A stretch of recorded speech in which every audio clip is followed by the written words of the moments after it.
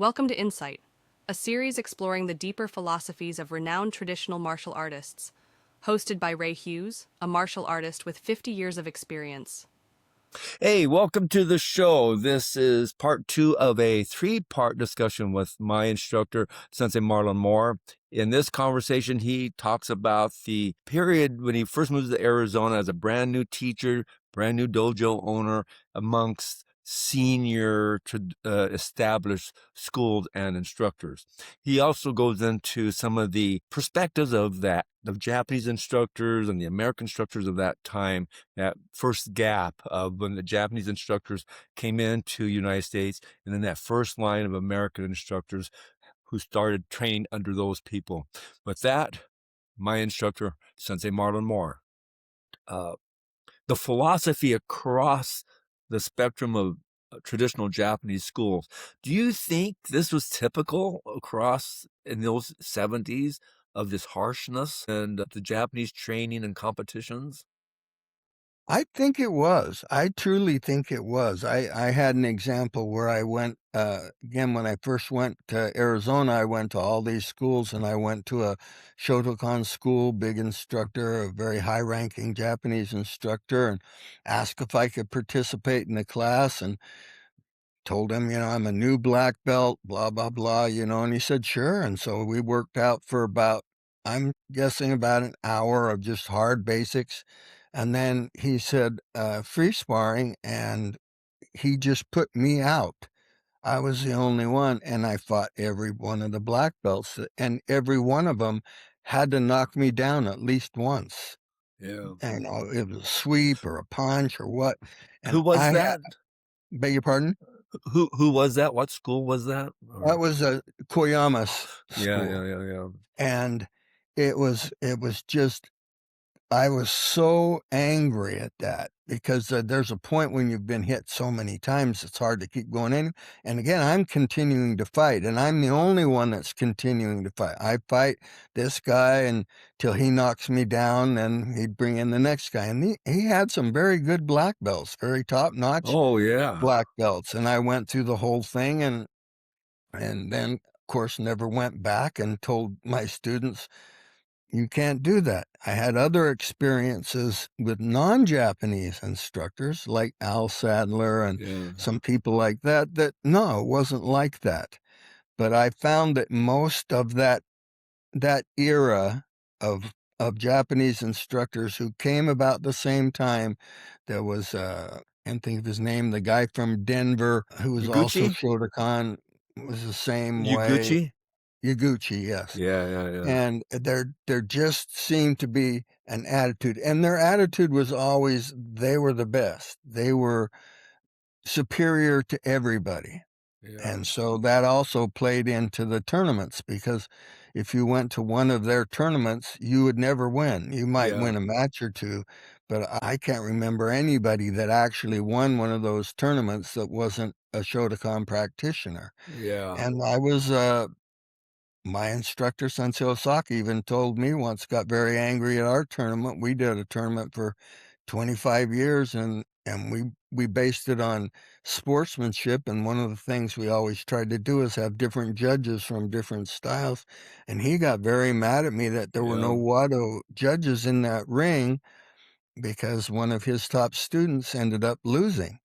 And I didn't get it. I didn't understand what's the competition if it's gonna be fixed him, but at that point, I'd been away from that stuff so much, and we'd made a lot of, good connections in California, met some really good Right. California. Sensei Demuro was always really good, and some people like that weren't in that mold of the real hard guy had to win, and if you didn't win, it was always talked about with the Sugar House Dojo with Sensei Osaka. You either got disqualified or you won. That was it. So if you got behind, you just punched the guy in the face really hard, and Good then disqualified. you get disqualified and you were considered okay. And I noticed even some of that when I went to Japan the same way. I remember watching a match, and one of the top Japanese guys lost in a team match, and the whole rest of the team wouldn't talk to him, would not even talk to him. It was a whole different attitude. Doug did a really good job of explaining his opinion about that period because these young Japanese instructors were born right before or after World War II.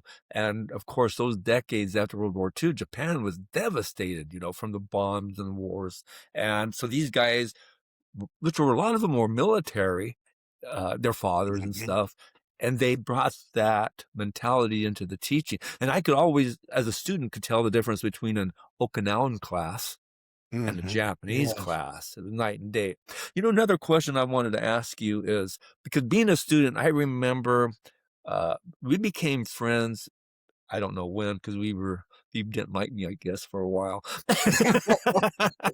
But then, so we were good friends as this, and also being a student of yours. So I could see all this as a student growing up. And I always thought you were getting so disrespected by these other Japanese instructors here in the town. I know they were older and stuff like that, and you're a relatively new black belt at the time. How did you deal with that? It was hard. I admit it. It was hard. I didn't feel I had a whole lot of options, and I think a big part of it was meeting other people that weren't that way. And when you talk about liking you and Yeah. stuff like that, I think one of the things that you helped me so much with was you were always asking me the hard questions. How come you do this? How come you say this? And these guys are doing this. And why is this? You're not supposed to do this. And these guys are doing it. And I had to learn. I remember spending lots of times talking to Sensei Hobush or reading books and trying to what is the right philosophy here? Because I was a new teacher. I was absolutely not prepared to do any of this.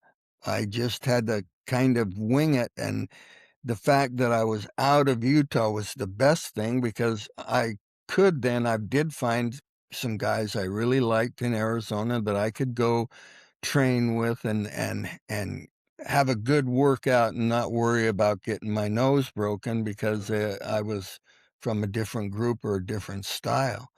And they saved me in a lot of ways, but the more traditional Japanese didn't like the fact that I was teaching and that I was doing a tournament. We were doing a tournament. Right, right. Our tournament got bigger than their tournaments and Yeah, things like that.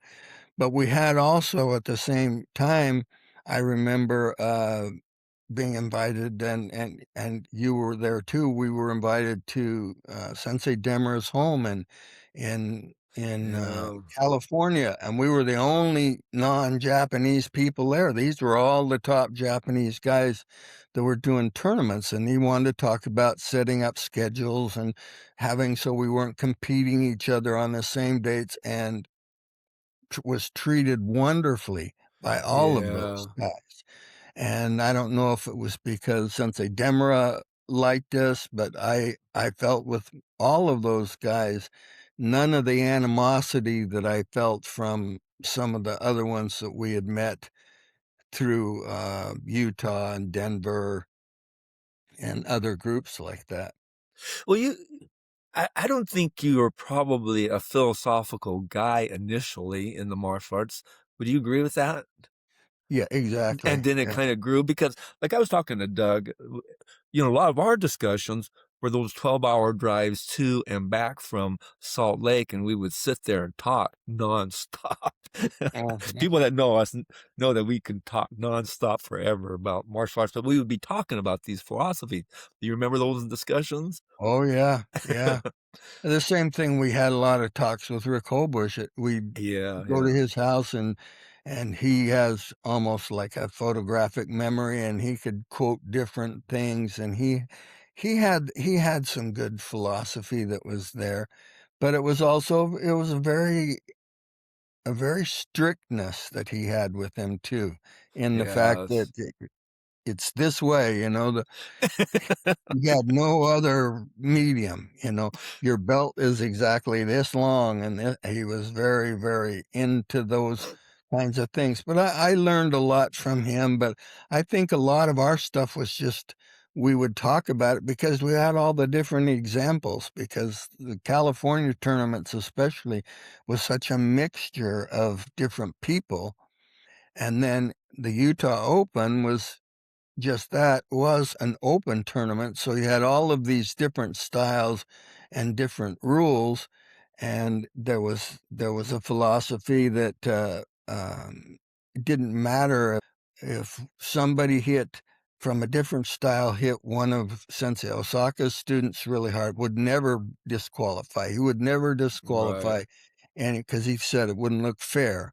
So they became bloodbaths a lot of times. I mean, we spent Yes. more time Yes. taking people to hospitals Yep. because they were getting beat up, and Yeah. it was just it got ridiculous, and we were lucky that no one was hurt worse than we saw, but we had broken bones, broken orbits, Yeah. everything. You know, the thing that was interesting, we talked about that, is that they were almost like inbred because those instructors or those students wouldn't go outside of Salt Lake. And I think I remember you saying something that you're almost told you're not allowed to go Right. train at another school. Is that true? That's exactly true. I was talking to one of, Sensei Osaka's older students, and we were talking about that kind of philosophy, and I asked him specifically, so I said, "Well, if Sensei Suzuki, who is the top Right. Wado person in Right. the world, was having a seminar, you wouldn't go?" And he said, "Not unless Sensei Osaka told me. I wouldn't go to anybody's class unless he told me." Well, he never told anybody anything. He was very nondescript. If he thought maybe you should go, he'd say, "Yeah, it's probably a good idea to go," or maybe it's not such a good idea. But he didn't like any of that kind of stuff going on. He didn't like it. He got very angry at me for bringing Suzuki in, yet Suzuki was his senpai. Yeah. And, uh, I just played dumb most of the time because I could get away with it, Hey, you're and a white guy. You can get away with this in the I Japanese could, culture. and I didn't know. That's was always I didn't know I couldn't do that. I just figured, if we can get a chance to train with other people, and I through California, we got friends from other styles, and we would bring them in to teach because they were really good at something, and they would help us to learn different things. You could watch the dojos in Utah, even just between what we call Granger, where Rick Hobush was, and Sugar House, where Sensei Osaka was, had a difference of way of fighting. You could tell a Sugar House Yeah. fighter just by the way they moved. They all moved exactly the same. They always would come hard at you fast, and they would almost always hit you in the face first Yes. and try and control the match through that fear that you had. And it worked. They won a lot of things. Unfortunately, though, when they went out of Yeah. Utah, they didn't win. And that was then it was brought up, well, they were just being picked on because they were better than everybody else. The whole concept actually in Utah was a little bit like that anyway. Utah had an attitude of because of its history that they had been picked on and kicked out of everywhere, and so they were underdogs. And the whole culture, not just martial arts in general, was kind of underdogs. And when it came to martial arts, that's where it was. So we only were really encouraged to compete in maybe 2, 3 tournaments that people at Sensei knew really well. Now, we did all of them, and Right. that probably didn't make me very popular with those guys either, because we became friends with a lot of the California schools, Yeah. and not just California, we went all over the place where we could go to different tournaments, and I always felt that that made us better, and we You know, needed it because we didn't have a high-ranking student there teaching us. In fact, Sensei didn't come down very often and teach at all in our dojo in I Mesa. don't remember him ever teaching a class in Arizona. Maybe he did, and I just can't remember. I just don't ever remember him teaching a class. But going back, the thing that as I look back, being older, it's funny how what you think was a bad situation, and the big picture turned out to be great. So when I think about you, I look at when I promote somebody to black belt and just think about, okay, is this guy ready to go start a school? Of course not. You're just a master of basics. You don't know anything. Mhm. And so I think about you coming down here, a brand new black belt, more or less, starting a school. You're surrounded with all these egomaniacs, at least from my perspective and stuff.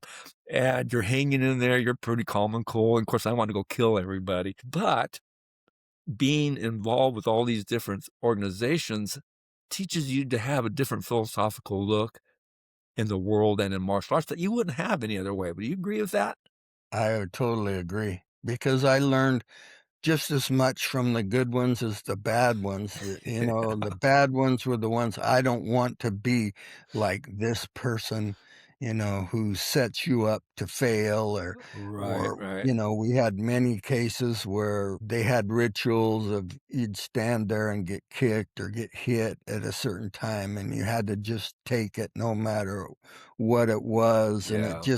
it was so much machoism that was put into there, and anybody can make it hurt more if you really wanna Oh, make it yeah. hurt more, you can Oh, drop yeah. people all over the place, and that was the way they intimidated and why people didn't wanna fight with them, and so they came in with an advantage in the Utah Open anyway, and it was a huge tournament. We had people from all different styles that were there and groups, but But none of not them. not traditional Japanese style No, mostly, right? no, Yeah. See, there's no. the rub, and that's why they Yeah. didn't have success.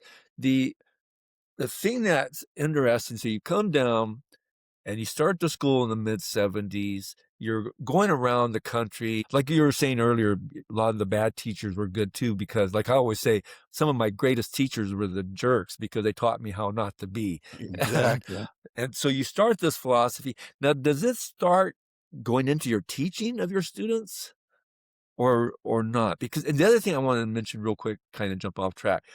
So you have these Japanese instructors, brand new, they're all young, and then you had that first level of American instructors right behind them.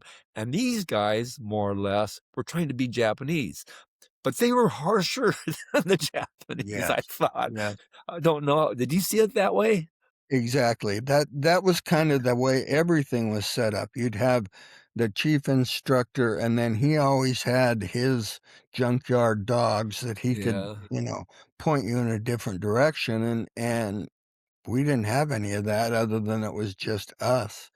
But we grow out of that to where, again, I think we got to where we could compete and do but it was a lot of that was just learning from other people too, that coming to it I think the biggest thing for me that helped me was just being humble. I don't know. I'm a new instructor. I just wanna learn, you know?